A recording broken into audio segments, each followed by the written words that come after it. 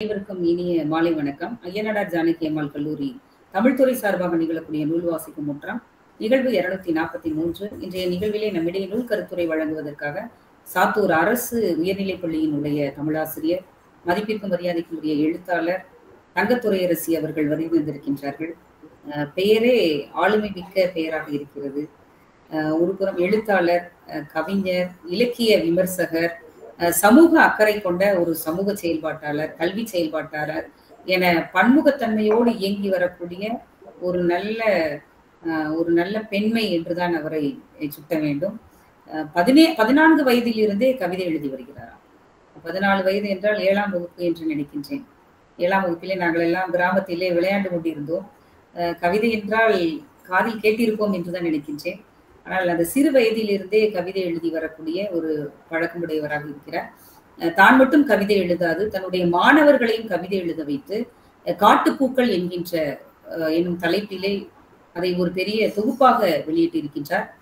போன்சா என்று சொல்லக்கூடிய ஒரு பதிப்பகத்தை வைத்து பல புத்தகங்களை அச்சிட்டு வருகின்றார். சிறார் இலக்கியங்களை தொடர்ந்து எழுத வைத்து அந்த பதிப்பகத்தின் வாயிலாக மின்னூலாகவும் அச்சு நூலாகவும் வெளியிட்டு வரக்கூடிய சிறப்பு மிக்கவர். பல்வேறு விருதுகளை தாங்கியிருக்கின்றார். இவருடைய படைப்புகள் பல்வேறு தளங்களிலே இருக்கின்றன. சிறுகதை, கவிதை, கட்டுரை, தமிழ்நாடு அரசினுடைய ஒரு இயக்ககம், வாசிப்பு இயக்க புத்தகம் என பல்வேறு தளங்களிலே நூல்களை வெளியிட்டிருக்கின்றார். சொற்களால் நிறமேறும் பொழுதுகள் எனும் கவிதை தொகுப்பு, சிறுகதை தொகுப்பு மூக்குத்திப்பூ, மிசிமாவ் நேர்காணல் அனுபவ கட்டுரை, இலக்கிய கட்டுரைகள், அனுபவ கட்டுரைகள் என கொலுசு, பன்முக மேடை, தொடுவானம், படைப்பு இதழ்கள் முதலான பொறுமைகளிலே எழுதியிருக்கின்றார். தமிழ்நாடு அரசினுடைய வாசிப்பு இயக்க புத்தகமாக 2 நூல்களை வெளியிட்டிருக்கின்றார். தோத்தோ 14. போன்சாய் இந்த பதிப்பகத்தின் வழியாக 12 சிறார் வாசிப்புக்கான நூல்களை வெளியிட்டு இருக்கின்றார். பல்வேறு விருதுகள், இலக்கிய தேனி விருது, சிறந்த சிந்தனையாளர் விருது, அருந்தமிழ் செம்மல் விருது, முத்துத்தாரகை விருது என பல்வேறு விருதுகள். இந்த விருதுகளுக்கெல்லாம் முத்தாய்ப்பாக இவர் செய்து வரக்கூடிய மிகப்பெரிய அறப்பணி சிறார்களை, பள்ளி மாணவர்களை நூலகத்தை நோக்கி திருப்புவது, வாசிக்க வைப்பது. அந்த ஒரு அமைப்பின் வாசகம் என்னும் அந்த அமைப்பின் வழியாக அந்த இளம் படைப்பாளர்களை, மாணவர்களை கலந்துரையாடல் செய்ய வைத்து பல்வேறு நூல்களை நூலகத்தை நோக்கி முன்னெடுத்து செல்வது என தன்னுடைய பணிகளை திட்டமிட்டு அந்த வாசிப்பை மேம்படுத்தி வரக்கூடிய ஒரு நல்ல கல்வி செயல்பாட்டாளராக இருக்கின்றார்.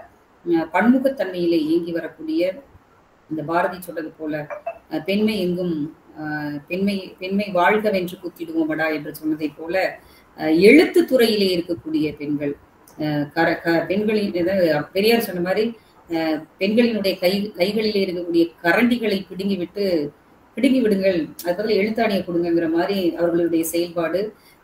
எழுத்தாணி கொண்டு எழுதக்கூடிய பெண்கள் கண்டிப்பாக வாழ்க்கையும் சிறப்பாகவே வளமாகவே வைத்திருப்பார்கள், சமூகத்தையும் வளமாக வைத்திருப்பார்கள் என்பது சமூக அக்கறையுள்ளவர்களினுடைய கருத்து.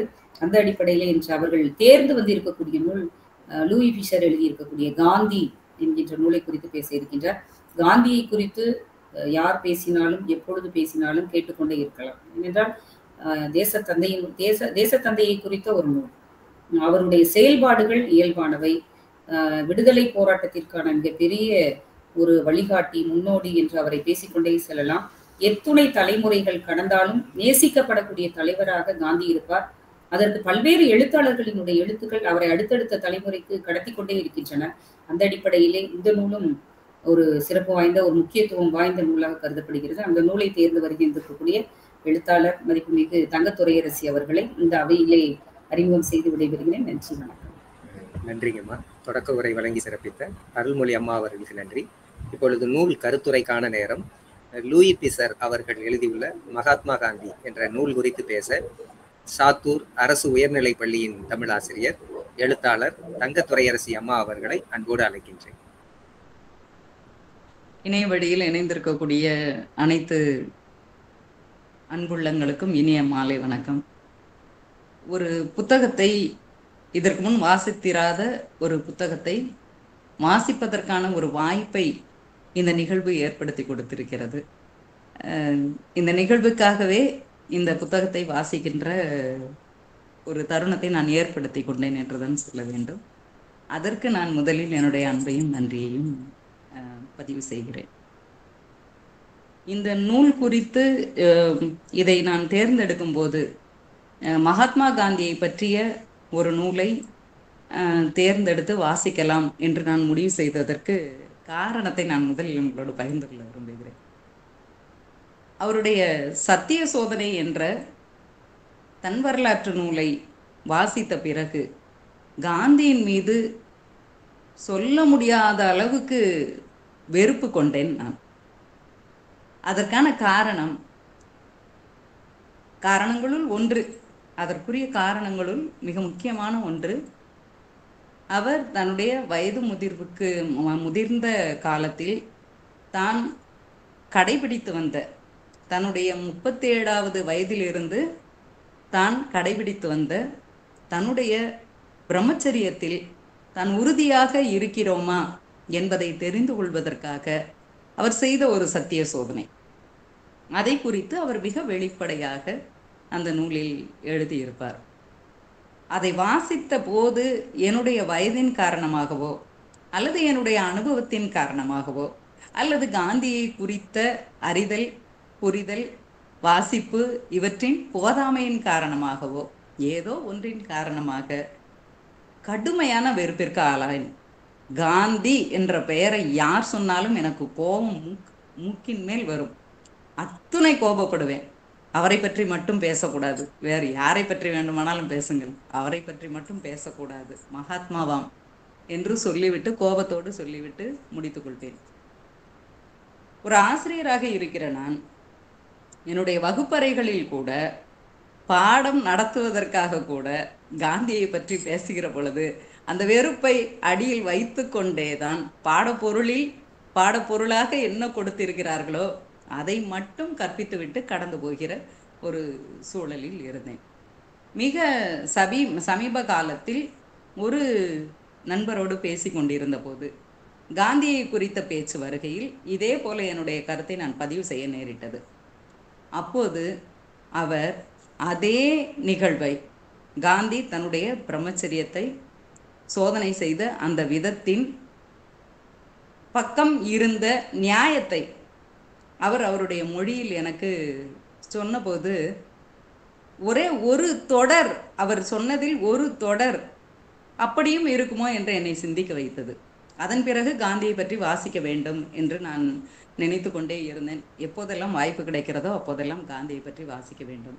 இப்படி நாம் யோசிக்கவே இல்லையே, அந்த பெண்ணின் இடத்திலிருந்து நாம் யோசிக்கவே இல்லையே, சரி வாசிக்கலாம், காந்தியை குறித்து வாசிக்கலாம் என்று எண்ணி இருந்த சமயத்தில் இந்த நிகழ்வில் பேசுவதற்கான வாய்ப்பு வரவும், நான் தெரிவு செய்த புத்தகங்களில் தற்செயலாக இப்போது நான் புதிதாக பணியேற்று கொண்டிருக்கக்கூடிய சாத்தூர் என்ஜிஓ காலனி பள்ளியில் பள்ளி நூலக பொறுப்பெடுத்து கொண்ட பிறகு அங்கே இருக்கின்ற புத்தகங்களை வரிசையாக பார்த்து கொண்டிருந்தேன். அதில் இந்த மகாத்மா காந்தி குறித்து லூயி ஃபிஷர் அவர்கள் எழுதிய இந்த நூல் தமிழில் கிடைத்தது. இதை தமிழில் சரஸ்வதி தங்கையன் அவர்கள் மொழிபெயர்த்திருக்கிறார். காந்தியின் வாழ்க்கைக்கு மிக அருகில் இருந்து அவருடைய சத்திய சோதனையில் காந்தியே சொல்கின்ற பல விஷயங்களை, பல செய்திகளை, பல நிகழ்வுகளை லூயி ஃபிஷர் தன்னுடைய நோக்கில் பார்த்து பதிவு செய்திருக்கக்கூடிய ஒரு புத்தகம்தான் இந்த மகாத்மா காந்தி என்கிற நூல். இந்த நூலை பதிப்பித்த பதிப்பாசிரியர் இந்திய ஆட்சி பணித்துறையில் இருந்த திரு ராஜேந்திரன் அவர்கள் ஆவண காப்பகத்தில் இந்த புத்தகத்தின் ஒரு பிரதியை பார்த்து அழிந்து போகக்கூடிய நிலையில் இருந்த மிக முக்கியமான புத்தகமான இதை மீண்டும் பதிப்பிக்க வேண்டும் என்ற நோக்கோடு இதை சரஸ்வதி தங்கையன் அவர்களை தமிழில் மொழிபெயர்க்க செய்து இதை மீண்டும் பதிப்பித்திருக்கக்கூடிய செய்தியையும் நான் இந்த புத்தகத்தின் முன்னிலையிலே வாசித்து கொண்டேன். உண்மையிலேயே அவர்கள் செய்திருக்கக்கூடிய பணி மிக சிறப்பு வாய்ந்தது. என்னை போல காந்தியின் மீது, அவருடைய கொள்கைகளின் மீது அல்லது அவருடைய புரிதலின் காரணமாக அவருடைய கொள்கைகளின் மீது அல்லது அவர் வேண்டவே வேண்டாம் என்று அவரை ஒதுக்கி வைத்திருக்கிறவர்கள் வாசிக்க வேண்டிய மிக முக்கியமான ஒரு புத்தகம் இந்த மகாத்மா காந்தி என்ற புத்தகம் என்பதை நான் இதை வாசித்த பிறகு தெரிந்து கொண்டேன். சரஸ்வதி தங்கையன் அவர்கள் மிக எளிமையான ஒரு மொழி நடையில் லூயி ஃபிஷர் அவர்கள் கூறியதை இங்கே மொழிபெயர்த்திருக்கிறார் என்பதுதான் இந்த நூலின் சிறப்பு. வாசிக்கின்ற எளிய தமிழை வாசிக்க தெரிந்த ஒருவர் கூட இந்த புத்தகத்தை வாசித்து காந்தியை பற்றி அதில் இருக்கக்கூடிய செய்திகளை தெரிந்து கொள்ள முடியும். இதில் மடல் 1, மடல் 2, மடல் 3 என்று லூயி ஃபிஷர் அவர்கள் காந்தியை குறித்து என்னவெல்லாம் தான் தெரிந்து கொண்டாரோ, அவரை நேரில் சந்தித்தோ அல்லது படித்தோ அவருடைய கட்டுரைகளை வாசித்தோ என்ன எல்லாம் தெரிந்து கொண்டாரோ அவற்றை எல்லாம் இவற்றில் பதிவு செய்திருக்கிறார். அவர் செய்த பதிவுகளின் தொகுப்பு என்றுதான் இந்த நூலை நாம் சொல்ல முடியும். அப்படியாக பதிவு செய்திருக்கிறார். 1942ஆம் ஆண்டு காந்தியின் சேவாக் ஆசிரமத்திற்கு நேரில் வந்து ஒரு வாரம் தங்கியிருந்தார் லூயி ஃபிஷர்.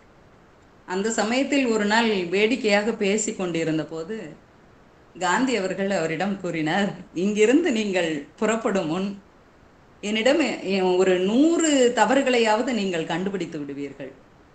உங்களுக்கு என்னிடம் இருக்கிற தவறுகளை கண்டுபிடிப்பதற்கு நான் உங்களுக்கு உதவி செய்கிறேன் என்று சொன்னாராம். மிகவும் வேடிக்கையாக ஒப்புக்கொள்கிறார். எப்போதுமே அவருடைய சத்திய சோதனையை வாசிக்கும் போது கூட நாம் அதை புரிந்து கொள்ள முடியும். எப்போதுமே தன்னுடைய தவறுகளை, அது தவறாக இருந்தாலும் கூட நான் இப்படித்தான் என்று சொல்வதற்கு அவர் ஒருபோதும் வெட்கப்படவோ அல்லது வருத்தப்படவோ இல்லை. தன்னை வெளிப்படுத்திக் கொள்வதற்கு ஒரு துளியும் அவர் தயங்கவே இல்லை. அவர் பின்பற்றிய கொள்கைகளில் முதல் கொள்கை, அவர் பின்பற்றிய கொள்கைகளில் முக்கியமான கொள்கை எது என்று கூறினால் கொல்லாமை. அதை முதலில் வைக்கலாம், திருவள்ளுவர் சொல்வது போல.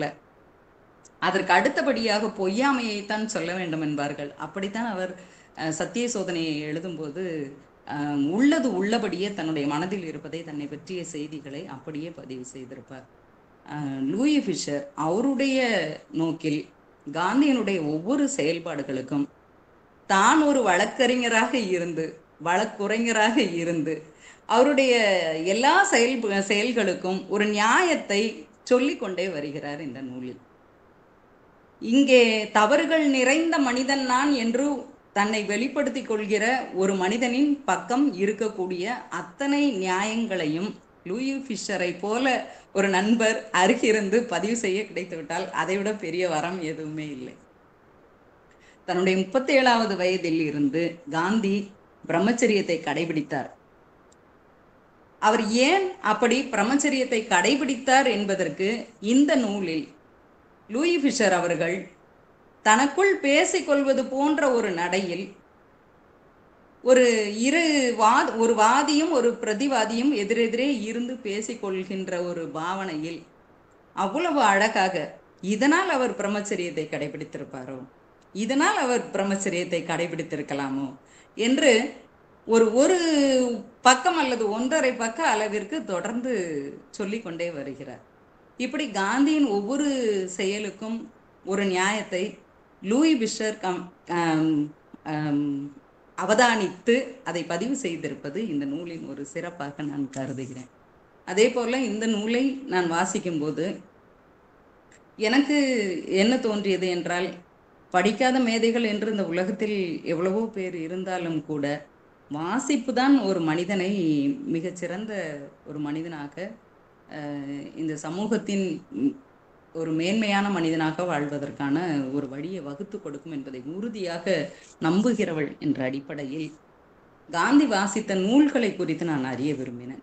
அதை பற்றிய பதிவுகள் இதில் இருக்கலாம் என்ற ஒரு கண்ணாடியை அணிந்து கொண்டே நான் இந்த நூலை வாசிக்க தொடங்கினேன்.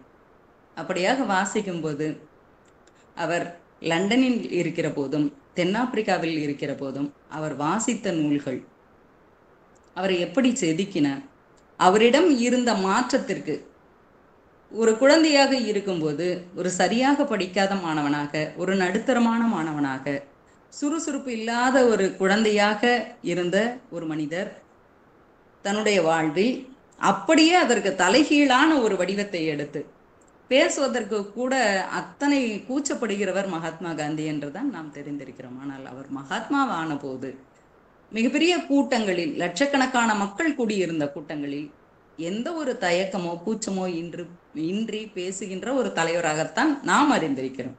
அப்படி அவர் அந்த உருமாற்றத்தை அடைவதற்கு நிச்சயமாக அவருக்கு வாசிப்பு உதவி இருக்கும் தானே. அப்படி அவர் வாசித்த நூல்களை பற்றி அறிந்து கொள்ள வேண்டும் என்ற தேடலில் அவர் லண்டனில் சந்திக்கின்ற 2 பெண்கள் அவர்கள் எழுதிய பிரம்ம ஞானத்தை பற்றிய புத்தகங்களை அவர் வாசித்து தனக்குள் தேட ஆரம்பிக்கிறார். பிரம்ம ஞானத்தை பற்றிய தத்துவங்கள், அவர்கள் குறிப்பிட்ட தத்துவங்களை இவரால் ஏற்றுக்கொள்ள முடியவில்லை. மேடம் பிளாவட்ஸ்கி மற்றும் ஆனி பெசன் இவர்கள் இருவரும் எழுதிய புத்தகங்களை அவர் வாசித்தாலும் கூட அதில் சொல்லப்பட்டிருக்கிற கருத்துக்களை இவர் ஏற்றுக்கொள்வதற்கு எது தடையாக இருந்ததென்றால், இவர் தன்னுடைய குழந்தை பருவம் முதற்கொண்டு இவர் கடைபிடித்து வந்த மத கோட்பாடுகள், அந்த கோட்பாடுகளை பிரம்ம ஞானம் குறித்த புத்தகங்கள் அதனோடு ஒட்டி வரவில்லை என்பதனாலோ என்னவோ இவரால் அதை ஏற்றுக்கொள்ள முடியவில்லை என்று தன்னுடைய சத்திய சோதனையிலும் அவர் பதிவு செய்கிறார். லூயி ஃபிஷரும் அதே ஒரு கருத்தை இந்த நூலில் பதிவு செய்கிறார். அதே போல உலகத்தின் அதிக மொழிகளில் மொழிபெயர்க்கப்பட்ட நூல்களுள் ஒன்றாக இருக்கிற பைபிள், அதில் வருகின்ற அதிலும் குறிப்பாக இயேசுவின் மலை பிரசங்கங்கள், அவை அவருடைய வாழ்வில் எவ்வளவு மாற்றங்களை கொண்டு வந்தன என்பதை அவர் இந்த நூலில் லூயி ஃபிஷர் தெரிவிக்கிறார். மலை பிரசங்கங்களிலும் மிகவும் குறிப்பாக இன்றைக்கு நாம் வாசிக்கின்ற காந்தியின் ஒரு முகம், அவருடைய முகம், அதுவாக நாம் அறிந்திருக்கிற அவைகள் எல்லாம் அந்த மலை பிரசங்கத்தில் குறிப்பிடப்பட்டிருக்கிறவைகளில் எவையெல்லாம் என்பதை நான் குறித்து வைத்து கொண்டேன். தீமையோடு எதிர்த்து நிற்க வேண்டாம், அதைத்தான் அவர் அஹிம்சை என்று கடைபிடித்து வந்தார் தன்னுடைய வாழ்நாளில். எப்போதுமே ஒருவர் உன்னை வலது கன்னத்தில் அடித்தால் அவனுக்கு மறு கன்னத்தையும் காட்டு. மாரிட்ஸ்பர்க் நகரில் அவர் அந்த ரயில் பெட்டியில் இருந்து மாறி உட்கார சொல்லி வெளியே தள்ளப்பட்ட போதும் சரி, அவர் மறுப்பேதும் சொல்லாமல் இறங்கி வந்து முதல் வகுப்பில் பயணிக்காவிட்டாலும் பரவாயில்லை, 3ஆம் வகுப்பு பெட்டியிலாவது பயணித்திருக்கலாம், ஆனால் அவர் அப்படி செய்யாமல் அந்த நிலையத்திலேயே இறங்கி உட்கார்ந்து குளிரில் அன்று இரவு முழுவதும் அமர்ந்து அமைதியாக நிதானமாக உட்கார்ந்து அந்த குளிரில் நடுங்கியபடியே அவர் இருந்த காட்சியை லூயி இந்த நூலில் பதிவு செய்கிற பக்கங்களை என்னால் கடந்து வருவது அத்தனை சிரமமாக இருந்தது. அவ்வளவு அழுத்தமாக அவர் பதிவு செய்திருக்கிறார். அந்த நாள்தான் அவரிடம் இருந்த கூச்சத்தை, தயக்கத்தை மாற்றி அவரை வேறொரு மனிதனாக மாற்றிய ஒரு நாள் என்பதை இங்கே குறிப்பிடுகிறார். அவருடைய ஒருவன் நமக்கு தீமையை எதிர்த்து நிற்க வேண்டாம் என்ற மலை பிரசங்கத்தை அவர் அப்போது தன்னுடைய மனதில் வைத்து கொண்டிருப்பாரோ என்று லூயி ஃபிஷர் அவருக்கு வழக்குரைஞராக மாறியதைப் போல நானும் கூட அப்படி என் மனதிற்குள் எண்ணி பார்த்து கொண்டேன். அதே போல சாந்த குணமுள்ளவர்கள் பாக்கியவான்கள், பலவித தீமையான மொழிகளையும் உங்கள் பேரில் பொய்யாய் சொல்வார்களானால் நீங்கள் பாக்கியவான்கள். இப்படியெல்லாம் அவர் மலைப்பிரசங்கத்தில் அவரை ஈர்த்த வாசகங்களாக அவர் குறித்து காட்டியிருக்கிற அத்தனை வாசகங்களும் அகிம்சை என்ற ஒன்றை அவர் அவருடைய வாழ்வில் கடைபிடித்த அந்த கோட்பாடு உருவாவதற்கு பின்னணியில் இருந்தன என்று நாம் எண்ணிக்கொள்ள முடியும். முதலில் பைபிள் என்ற புத்தகத்தை அவருக்கு ஒரு நண்பர் கொடுத்த போது லண்டனில் அவர் அதில் லேவியர் ஆகமத்தையும் எண்ணாகமத்தையும் வாசித்தாராம். ஆனால் அது அவருக்கு அதை வாசிப்பதில் மிகவும் சலிப்பு தட்டியதால் அப்போது அதை விட்டுவிட்டார். ஆனால் பின்னாட்களில் அவர் ஆசிரமம் தொடங்கி இங்கே இருந்தபோது தினந்தோறும் நீதிமொழிகள், சங்கீதம் இவற்றையெல்லாம் வாசிக்கிற ஒரு பழக்கத்தை கை கொண்டிருந்தார் என்று இந்த நூலில் பதிவு செய்யப்பட்டிருக்கிறது. அதே போல பகவத்கீதை எப்போதுமே அவரை ஈர்த்த ஒரு நூலாக இருந்திருக்கிறது. தன்னுடைய ஆன்மீக அகராதி என்று பகவத்கீதையை காந்தி அவருடைய நூலில் குறிப்பிடுவார். யங் இந்தியா என்ற பத்திரிகையில் ஆகஸ்ட் 6ஆம் தேதி 1925 காந்தி எழுதி இருக்கக்கூடிய ஒரு கட்டுரையில் இதை பதிவு செய்கிறார். வாழ்க்கையில் தெளிய முடியாத ஐயங்கள் தோன்றும் போதும், ஏமாற்றங்கள் ஏற்படும் போதும், நம்பிக்கையின் ஓர் ஒளிக்கதிர் கூட காட்சியளிக்காத போதும் கீதையிடம்தான் நான் திரும்புகிறேன் என்று அவர் அந்த கட்டுரையில் குறிப்பிடுகிறார். அதில் உள்ள கவிதை, பகவத்கீதையில் உள்ள கவிதை எனக்கு அமைதியை தருகின்றது. மாபெரும் துயரங்களின் இடையே மூழ்கி இருக்கும் நான் உடனே புன்முறுவல் பூக்க வைக்கின்றது என்றெல்லாம் அந்த கட்டுரையில் காந்தி பதிவு செய்வதை லூயி ஃபிஷர் இந்த நூலில் நமக்கு தந்திருக்கிறார். அதே போல பின்னாட்களில் அவர் ஒரு பால்ய விவாகம் செய்து கொண்டவர் என்பது நமக்கு தெரியும். அவருடைய 13 வயதில் அதே போல 13 வயது உடைய கஸ்தூரிபாவை அவர் மணந்து கொண்டார் என்பது நமக்கு தெரியும். இருவரும் ஒரே வயது உடையவர்களாக இருந்ததாலோ என்னவோ எப்போதும் இருவருக்குள்ளும் முரண் இருந்து கொண்டே இருக்கும். இருவரும் குழந்தைகளாகவே எப்போதும் ஒரு காந்தியின் கொள்கைகளில், காந்தியின் செயல்பாடுகளில், வீட்டில் காந்தி நடந்து கொள்கின்ற விதங்களில் பல இடங்களிலும் அவர் மிகவும் பிடிவாதமானவர். அந்த பிடிவாத குணம், அவர் சொல்கின்ற வழிமுறைகளை அவர் கடைபிடிப்பது மட்டும் அல்லாமல் வீட்டில் இருக்கின்ற அனைவரும் அவரை போலவே கடைபிடிக்க வேண்டும், தன்னை சுற்றி இருக்கிற அத்தனை பேரும் அது போலவே கடைபிடிக்க வேண்டும் என்ற ஒரு பிடிவாத குணம் மகாத்மா காந்தியிடம் இருந்ததாம். அப்படி அந்த குணம் கஸ்தூரிபாவை வீட்டில் பல சிரமங்களுக்கு ஆட்படுத்தி இருந்திருக்கலாம். எடுத்துக்காட்டாக அந்த காலத்தில் அவர்களுடைய வீட்டில் ஒவ்வொரு அறையிலும் இந்த மண் கலையத்தை இப்போது நம்முடைய ஊர்களில் இருக்கின்ற அங்கனம் என்ற அமைப்பை போல ஒரு அறைக்குள்ளேயே நம்முடைய கழிவுகளை வெளியேற்றுகின்ற, அதுவும் குறிப்பாக மலம் அல்லது சிறுநீர் கழிக்கின்ற, அதற்காக பயன்படுத்துகின்ற மண் கலயங்கள் ஒவ்வொரு அறையிலும் இருக்கும். காந்தியை சந்திக்கிறதற்காக வருகின்ற நண்பர்கள், அவரை பின்பற்றுகிறவர்கள், இவர்களும் அதை பயன்படுத்துவார்கள். அவர்கள் பயன்படுத்திய அந்த மண் கலயங்களை, அதில் இருக்கின்ற சிறுநீரையோ மலத்தையோ வெளியே எடுத்து சென்று ஊற்றிவிட்டு அதை தூய்மை செய்வது என்பது இன்றைக்கு நினைத்து பார்த்தால், நம்முடைய வீட்டில் நம்மை இது போல செய்ய சொன்னால் அது எத்தனைதான் ஒரு நல்ல ஒரு கொள்கையாக, கோட்பாடாக இருந்தாலும் நாம் அதை செய்வோமா என்றால் என்னை பொறுத்தவரையில் நிச்சயமாக இயலாது. அந்த இடத்தில் தான் கஸ்தூரிபாவும் இருந்திருக்க முடியும். இப்படியாக பல முரண்கள். சில சமயங்களில் கோபம் முற்றும் போது நீ உன்னுடைய அப்பா வீட்டிற்கு போய்விடு என்றெல்லாம் காந்தி சொல்வார் என்று லூயி இதில் பதிவு செய்திருக்கிறார். அப்படி இருக்கக்கூடியவர்கள் அவருடைய 4வது மகப்பேற்றின் போது, 4வது குழந்தை பிறந்த போது, அதற்கு முன்பு இவர் தாய்க்கு ஆலோசனை என்ற ஒரு புத்தகத்தை வாசித்திருந்தார். அந்த புத்தகத்தை படித்த பிறகு அவருடைய மனைவியின் 4வது பிரசவத்தை அவரே பார்த்து கொண்டார். அவர் அந்த பிரசவத்தை பார்த்து பயப்படவில்லை. அதை பார்த்து நான் பயப்படவே இல்லை என்று காந்தியை பதிவு செய்கிறார். அப்படி அவர் பயப்படாத அளவிற்கு அவருக்கு நம்பிக்கையும் துணிவையும் கொடுத்தது தாய்க்கு ஆலோசனை என்று அவர் வாசித்த அந்த நூல். இப்படியாக அவர் ஒரு நூல் அவருடைய வாழ்க்கையில் ஒரு மிகப்பெரிய ஒரு பெண், தன் கணவர் தன்னுடைய அருகில் தன்னுடைய மகப்பேற்றின் போது இருந்து, அதுவும் அவர் மட்டுமே அந்த மகப்பேற்றை பார்த்து கொண்டார் என்கிற போது அவர் மீது எத்தனை பிரியம் வைக்க முடியும்? அது எந்த அளவிற்கு இருக்கும்? அப்படி ஒரு நேசத்தை அவர்களுக்குள் உருவாக்குவதற்கு காரணமாக அவர் வாசித்த தாய்க்கு ஆலோசனை என்ற புத்தகம் இருந்தது என்ற செய்தியும் கூட இந்த நூலில் குறிப்பிடப்பட்டிருக்கிறது. காந்தி தென்னாப்பிரிக்காவில் பல போராட்டங்களை முன்னெடுத்தார் என்று ஒற்றை வரியில் நாம் பாடப்புத்தகங்களில் படிக்கிற செய்தியே பெரும்பாலும் மகாத்மா காந்தியை பற்றி நாம் தெரிந்து கொள்கிற செய்தியாக இருக்கிறது. ஆனால் இந்த நூலில் தென்னாப்பிரிக்காவில் அவர் முன்னெடுத்த போராட்டங்கள், அந்த போராட்டங்களில் பெண்களுடைய சூழ்நிலையை முன்னிட்டு யோசித்து திட்டமிட்டு அவர்களுடைய பாதுகாப்பை உறுதி செய்து அவர்களுடைய உரிமைகளுக்காக எந்த விதங்களிலெல்லாம் இவர் பாடுபட்டிருக்கிறார், போராடி இருக்கிறார், அவர்களை ஒருங்கிணைத்து அந்த போராட்டங்களை நடத்தி இருக்கிறார்.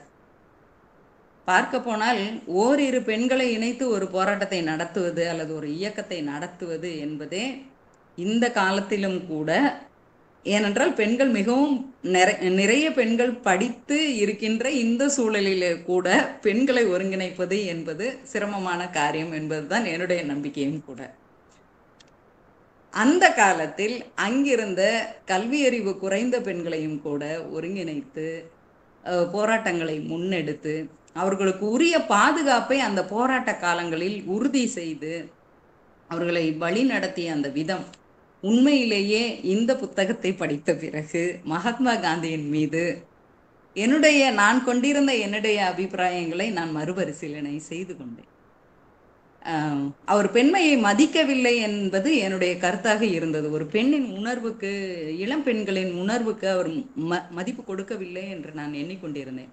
ஆனால் தென்னாப்பிரிக்காவில் நடந்த போராட்டங்கள், அதுவும் குறிப்பாக இந்திய பெண்களுக்கு அங்கு இழைக்கப்பட்ட கொடுமைகளுக்கு எதிராக அவர் முன்னெடுத்த போராட்டங்கள், அந்த போராட்டங்களில் பெண்களை அவர் ஒருங்கிணைத்த விதம், அவர்களை வழி நடத்திய விதம், அவர்களுடைய பாதுகாப்பை அதையும் கருத்தில் கொண்டு அவர் செயல்பட்ட விதம், இவையெல்லாம் அவர் மீது ஒரு தனி மரியாதையை எனக்கு ஏற்படுத்துவதாக இந்த புத்தகம் இருந்திருக்கிறது.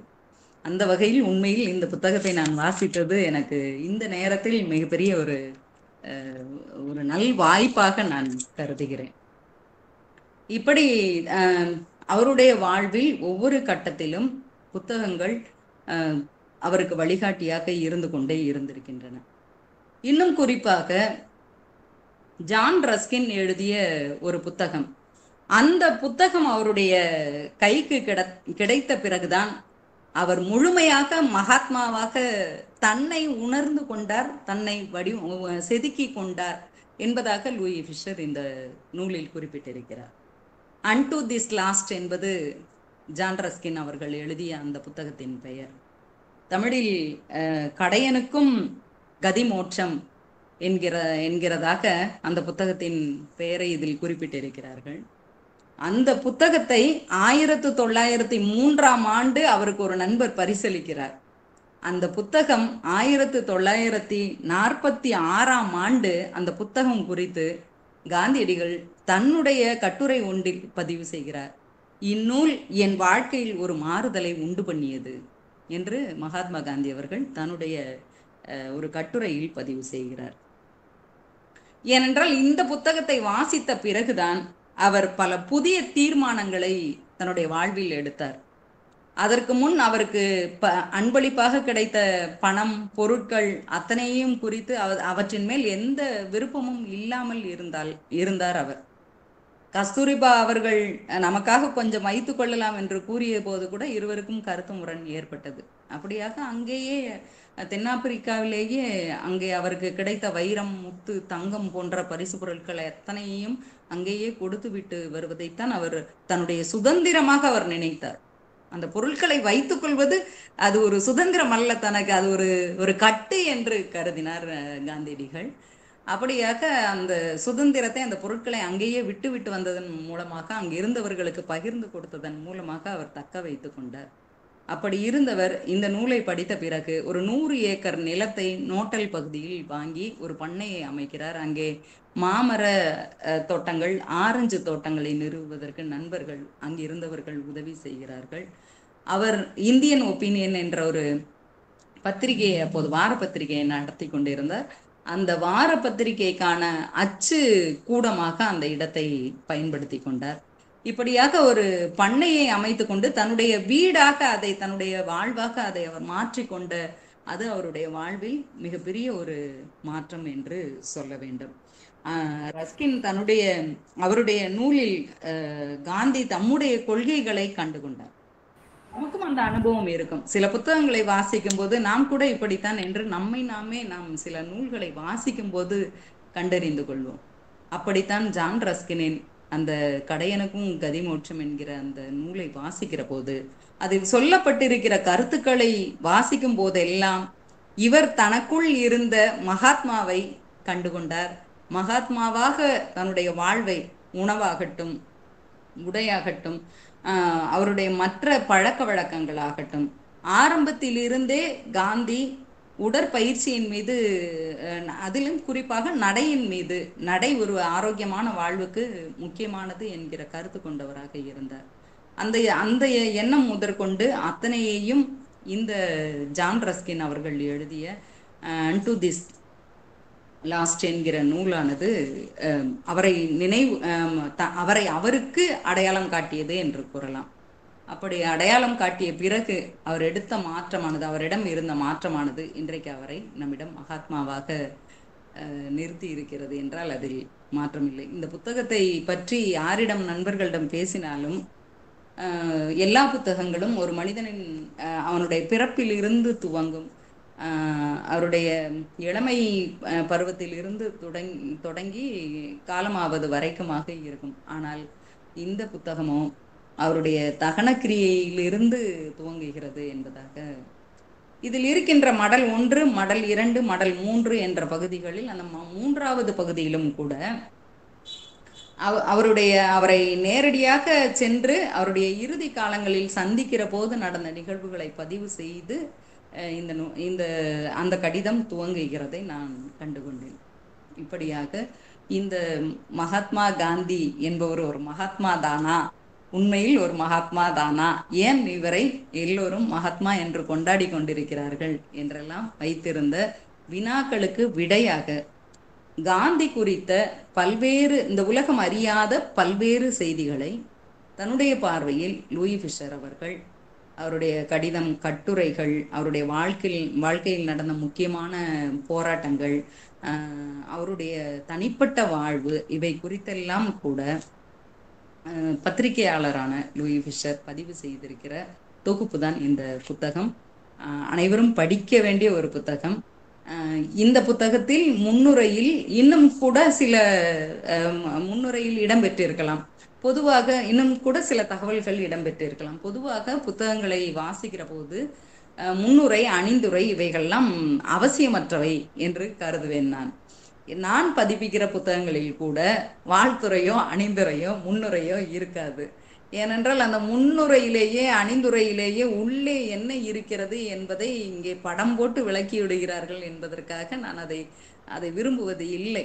ஆனால் இந்த நூலை பொறுத்த மட்டில் திரும்ப திரும்ப ஒவ்வொரு மடலை வாசித்த பிறகும் திரும்ப திரும்ப முன்னால் சென்று நான் அந்த பதிப்புரையையும் முன்னுரையையும் திரும்ப திரும்ப வாசித்து கொண்டே இருந்தேன். அதில் எதையும் நான் தேடிக்கொண்டே இருந்தேன். நான் தேடிய செய்திகள் அதில் கிடைக்கவில்லை என்பதுதான் உண்மை. அப்படி அந்த செய்திகளும் கூட இதில் சேர்க்கப்பட்டிருந்தால் எந்த சூழலில் இந்த கட்டுரைகள் எழுதப்பட்டன, இது பத்திரிகைகளுக்கு எழுதப்பட்ட மடல்களா? இப்போ மடல் 1, மடல் 2, மடல் 3 என்று இருக்கிறது. இது பத்திரிகைகளுக்கு எழுதப்பட்ட கட்டுரைகளின் தொகுப்பா என்பது போன்ற சில செய்திகள் எல்லாம் இந்த கட்டுரைகளை, அவை எழுதப்பட்ட சூழலை குறித்த அல்லது அந்த கட்டுரைகளின் பின்புலம் குறித்த இன்னும் மேலதிக தகவல்கள் இருந்தால் நலமாக இருக்கும் என்று எனக்கு தோன்றியது. அவற்றோடு கூட அடுத்த பதிப்பு வெளிவர வேண்டும், அனைவரும் வாசிக்க வேண்டும். மகாத்மா தான், மகாத்மா காந்தி மகாத்மா தான் என்று தெரிந்து கொள்வதற்கு இந்த புத்தகம் ஒரு அருமையான ஒரு விளக்க உரையாக இருக்கும். இதை படிக்கிற யாரும் ஒப்புக்கொள்வார்கள் மகாத்மா தான் காந்தி என்று. உனக்கு காந்தியை தெரியுமா என்று நான் என்னுடைய 8 வயது மருமகனிடம் கேட்டேன். ஓ தெரியுமே என்றான். எப்படி தெரியும் என்று கேட்டேன். நான் அவரை அடிக்கடி பார்த்திருக்கிறேன் என்றான். அடிக்கடி பார்த்திருக்கிறாயா, எங்கே பார்த்தாய் என்றேன். உடனே உள்ளே ஓடி சென்று அவனுடைய சேகரிப்பில் இருந்த ரூபாய் நோட்டை எடுத்து வந்து, இதோ இருக்கிறாரே அத்தை, இவர்தான் காந்தி என்று கூறினான். எனக்கு மிகவும் மகிழ்ச்சியா இருந்தது. வேற என்ன தெரியும் இவரை பற்றி? அவர் மகாத்மா, அவ்வளவுதான் தெரியும் என்றான். அவனை போலவே 48 வயதிலும் கூட மகாத்மா, ஏன் மகாத்மா என்று கேட்டால் அவர் மகாத்மா, அப்படி படித்திருக்கிறேன் நான் என்று சொல்லி கொண்டிருந்தான். நான் அவர் ஏன் மகாத்மா, எதனால் மகாத்மா என்று கொண்டாடப்படுகிறார் என்பதை கண்டுகொள்வதற்கு இந்த புத்தகம் உதவியாக இருந்தது. அதை வாசிப்பதற்கு ஒரு நல்வாய்ப்பை வழங்கியதற்காக நான் இந்த அரங்கில் இருக்கக்கூடியவர்களுக்கும் இதன் ஒருங்கிணைப்பாளர்களுக்கும் இந்த நிகழ்வின் ஒருங்கிணைப்பாளர்களுக்கும் கூட என்னுடைய அன்பையும் நன்றியையும் பதிவு செய்கிறேன். நன்றி. நன்றிங்கம்மா. சிறப்பான நூல் குறித்த கருத்துரை. அதுதான் அவர் சாப்பிட்ட கடைசி சாப்பாடு என்று அந்த நூல் தொடங்குகிறது. ஏன்னா அந்த இயேசுநாதருடைய கடைசி உணவு என்பது போல லூயி ஃபிஷர் அப்படி தொடங்கி இருப்பார். என் தவறுகளை நீங்கள் கண்டுபிடிப்பதற்கு நான் துணையாக இருப்பேன் என்று மகாத்மா லூயி ஃபிஷரிடம் கூறினார் என்றால் அவர்தான் உண்மையில் மகாத்மா. எனவே காந்தியாக ஆன காரணங்களை அவர் வாசித்த நூல்கள் வழியாக நீங்கள் எடுத்துரைத்து பேசியது மிக சிறப்பாக அமைந்திருந்தது. நீங்கள் மட்டுமல்ல, யாவருமே வெறுப்பின் மூலமாகவே மகாத்மாவை அறியத் தொடங்கி, என ஒரு தந்தையை பிள்ளை எப்படி அறிய தொடங்குவானோ அதுபோல, ஏனால் அவரும் தேசப்பிதா இல்லையா? எனவே மிக அழகாக உங்களுடைய அந்த காந்தி நான் கண்ட மகாத்மா என்கின்ற லூயி பிசர், ஏன்னா அந்த நூலை அடிப்படையாக கொண்டுதான் அட்டன் பரோ அவர்கள் காந்தி என்கின்ற ஒரு திரைப்படத்தை எடுத்ததாக கேள்விப்பட்டிருக்கின்றேன். எனவே மிகச்சிறப்பாக அந்த நூல் குறித்து ஆர்வத்தை தூண்டுகின்ற வகையில் எடுத்துரைத்து பேசிய தங்க துரையரசி அம்மா அவர்களுக்கு நன்றியை தெரிவித்துக் கொள்கிறேன். நன்றிங்கம்மா. இந்த நிகழ்வு குறித்து கருத்துரை வழங்குவதற்கு மலேசியாவை சார்ந்த குணசீலன் சுப்பிரமணியன் ஐயா அவர்களை அன்போடு அழைக்கின்றேன். அனைவருக்கும் இனிய வணக்கம். ஒரு பன்முகத்தன்மை கொண்ட படைப்பாளர் அம்மா தங்க துரையரசி அவர்களின் வாயிலாக மகாத்மாவின் மறுபக்கத்தை அறிந்து கொள்ளக்கூடிய வாய்ப்பு இன்றைய வாசிப்பு முற்றத்தின் வழி நமக்கு கிடைத்திருக்கின்றது. ஒரு நூலின் வழி நாம் ஒருவர் மீது கொண்ட வெறுப்பை நீக்கி சிறப்பை போற்றி பேச முடியும் என்பதை நிரூபித்த வாசிப்பு முற்றம் இது. உண்மையிலே மகிழ்ச்சியான தருணம். கடந்த 2-3 நாட்களுக்கு முன்புதான் எங்கள் நாட்டினுடைய சுதந்திர தினம். 58 ஆண்டுகள், இந்தியா சுதந்திரம் பெற 68 ஆண்டுகள், 78 ஆண்டு, மலேசியா சுதந்திரம் பெற்று 68 ஆண்டுகள். இந்தியாவின் சுதந்திர தந்தை. உலகத்தில் பல நாடுகளில் சுதந்திர தந்தைகள் இருந்தாலும் அவர்கள் யாரும் மகா ஆத்மாவாக விளங்கவில்லை. இந்தியாவின் மகாத்மா மட்டும்தான் மகா ஆத்மாவாக இருந்திருக்கிறார்.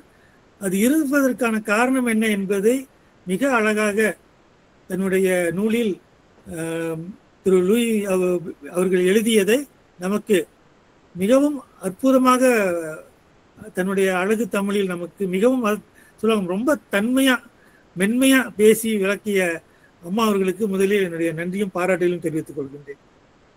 நூலை தேர்ந்தெடுக்க காரணம் என்று சொல்லி லூயி பிஷரின் அந்த நேரடி அனுபவங்களையும் அவர் காந்தியை பற்றி அவதானித்த செய்திகளையும் தொகுத்து எழுதிய அந்த நூலை நமக்கு மிக அழகாக சொன்னார்கள். இந்தியாவின் தந்தை என்று சொல்லும்போது, காந்தியை பற்றி பேசும்போது அறவழி அகிம்சை என்றுதான் நாம் எல்லாம் அறிந்திருக்கிறோம்.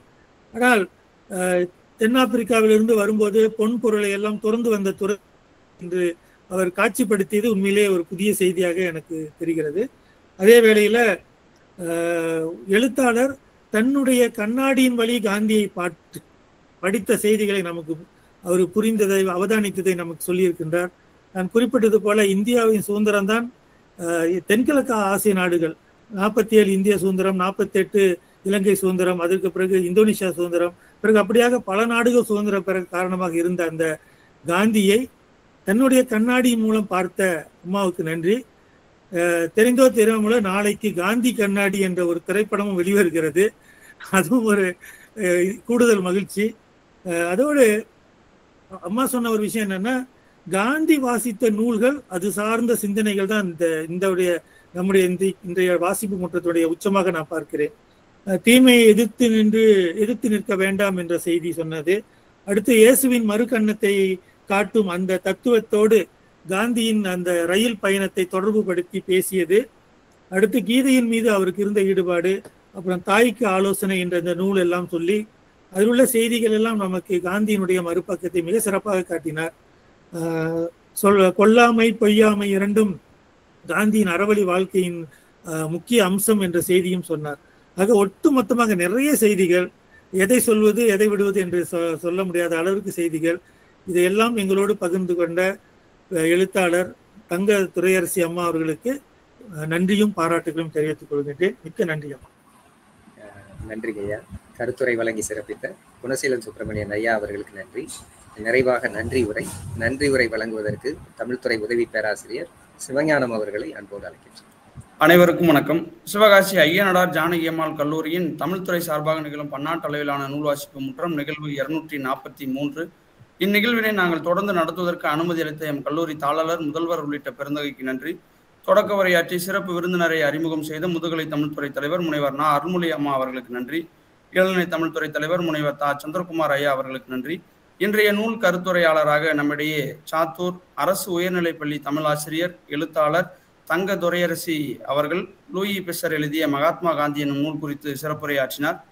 நூல் தேர்வுக்கான காரணத்தை சுட்டிக்காட்டியமை, சரஸ்வதி தங்கையனின் மொழிபெயர்ப்பாக வெளிவந்த பணுவல், திரு ராஜேந்திரன் அவர்களின் முன்னெடுப்பால் பதிப்பாக்கம் செய்யப்பட்ட நூல்.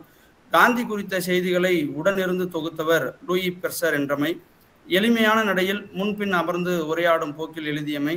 லண்டன், தென்னாப்பிரிக்காவில் வாழ்ந்த காலகட்டத்தில் தனக்குள் ஏற்பட்ட மாற்றங்கள், பிரம்மஞான தத்துவம் குறித்த தேடல்கள், மலை பிரசங்கத்தில் இடம்பெற்றுள்ள செய்திகளை எடுத்துரைத்தமை, அகிம்சை கோட்பாட்டிற்கு மலை பிரசங்கமே அடிப்படையானது என்றமை, ஆன்மீக அகராதியாக பகவத்கீதையை காந்தி கருதியமை, கடமைகளை சரியாக செய்யும் பொறுப்பாளர், மகப்பேறு காலத்தில் உடனிருக்கும் நேசத்தை தான் கற்ற நூலின் வழி அறிந்தமை, தென்னாப்பிரிக்காவில் பெண்களை ஒன்றிணைத்து போராட்டங்களை முன்னெடுத்த பாங்கு, ஜான் ரஸ்கின் எழுதிய கடையனுக்கும் கதிமோட்சம் படித்ததின் வாயிலாக தன்னை மகாத்மாவாக செதுக்கி கொண்டார் என்றமை, பொருட்களை வைத்துக் கொள்வது சுதந்திரமல்ல என்றமை, இந்தியன் ஒப்பீனியன் இதழில் செயலாற்றியமை, இந்நூல் தகனகிரியிலிருந்து தொடங்குவதாக சுட்டிக்காட்டியமை, உலகம் அறியாத பல்வேறு செய்திகளையும் காந்தி மகாத்மாவாக மாறிய செயல்பாடுகளையும் லூயி பிசர் தொகுத்த சூழலை பகிர்ந்து கொண்டமை, அணிந்துரை, வாழ்த்துறை, முன்னுரை குறித்த தன்னுடைய கருத்தினை கூறி இந்நூலில் இடம்பெற்றுள்ள செய்திகளை பாங்குற எடுத்துரைத்து தெளிந்த நீரோடை போல உரையாற்றிய தங்களின் உரை தரத்திற்கு நன்றிகள் அம்மா. இன்றைய நிகழ்வு குறித்து கருத்துரை வழங்கிய மலேசியாவை சேர்ந்த முனைவர் குணசீலன் சுப்பிரமணியன் ஐயா அவர்களுக்கு நன்றி. தொடர்ந்து நூல் வாசிப்பு என்ற நிகழ்ச்சியில் பயணிக்கின்ற மலேசியாவை சேர்ந்த முனைவர் அருள்நாதன், சிங்கப்பூரை சேர்ந்த முனைவர் ரத்தின வெங்கடேசன், திரு கோவிந்தராஜன், திரு ஆறுமுகசாமி, திரு சவுந்தரபாண்டியன், திரு மேஜர் இளங்கோவன் ஐயா போன்றோருக்கும் நன்றிகள். இந்நிகழ்வில் இணைந்துள்ள உள்நாடு மற்றும் வெளிநாடு வாழ் தமிழ் ஆர்வலர்கள், பேராசிரியர்கள், ஆய்வு மாணவர்கள் உள்ளிட்ட அனைவருக்கும் நன்றி. கவலைகள் துறந்து புது உலகம் திறக்க புத்தகங்களை திறங்கள் என்னும் சிந்தனை வரிகளோடு மீண்டும் அடுத்த நூல் வாசிப்பு முற்றத்தில் நல்லதொரு நூடு சந்திப்போம். நன்றி.